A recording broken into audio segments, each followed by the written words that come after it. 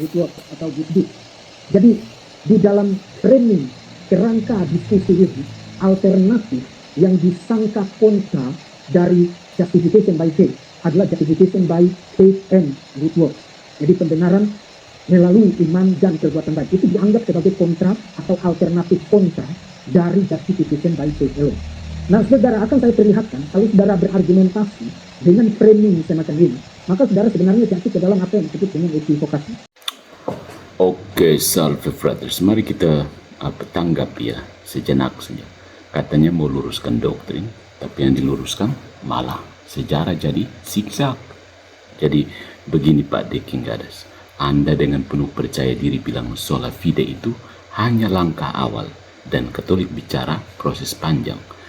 Nah, thank you.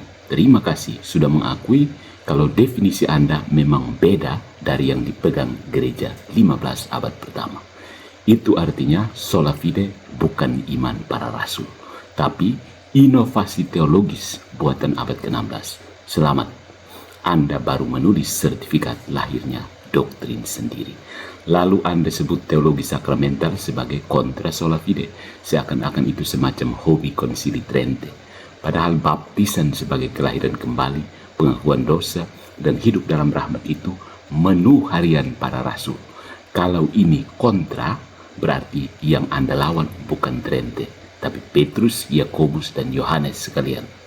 Soal iman plus perbuatan, Anda bilang juga setuju bahwa perbuatan perlu jadi bukti iman. Bagus bukan?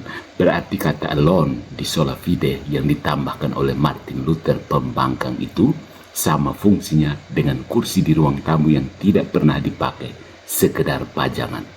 Kalau begitu, mengapa jualan alone mati-matian? Paulus tidak pernah pakai slogan itu, bukan? Yakobus justru menertawakannya.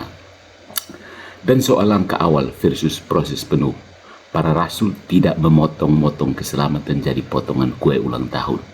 Mereka bicara tentang perjalanan utuh, di mana awal dan akhir diikat oleh iman yang bekerja dalam kasih. Pisahkan itu dan yang tersisa cuma teologi forensik kering khas abad ke-16 yang tidak pernah disajikan di meja para rasul. Jadi Pak Deki, kalau ini mau disebut Injil, harus jujur. Injil versi Luther edisi reformasi, bukan Injil para rasul edisi asli. Dan kalau Anda masih mau bilang itu sama saja, berarti yang rusak bukan cuma definisi, tapi kompas sejarahnya. Good job. Doktrin baru, inovasi abad ke-16. Kenapa mati-matian dipertahankan? Jadi Anda sendiri menegaskan bahwa Protestan itu bukan Kristen. Protestan itu benar. Hasil dari orang Katolik yang membangkang. Bukan? Itu kan karya Luther kan. Manipulasi Roma bab 3 ayat 28. Good job. Lanjutkan manipulasi orang Katolik yang tidak mau taat itu.